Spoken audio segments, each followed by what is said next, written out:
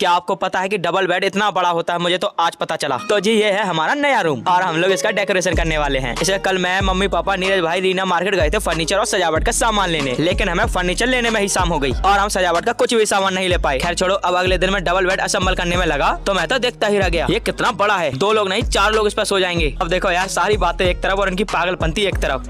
अब मैंने इसको सही से सेट करके पेच कस दिए, लेकिन एक पेच मेरी छोटी बहन की तरह खोटा निकला। अब इसे तो बदल नहीं सकता तो मैं पेच ही बदल लाया और जल्दी से कस के हम बाहर रखिए मैट्रेस उठा लाई। फिर इनकी अनबॉक्सिंग की और बेड पे लिटा दिया। मेरा तो सपना था कि व्हाइट रूम की बेड की पिल्लो और सीट भी व्हाइट होंगी, लेकिन मम्मी के आगे कोई बोल सकता है क्या? तो यही फूलों वाली बेड शीट लगानी पड़ी। वैसे अब बारी है इसकी पॉलीथिन निकालने की। अब हमने इस रूम में ये डबल बेड इसलिए लिया ताकि हम तीनों एक साथ लेट सके। अब आप बताओ कमेंट में कैसा लग रहा अपना ये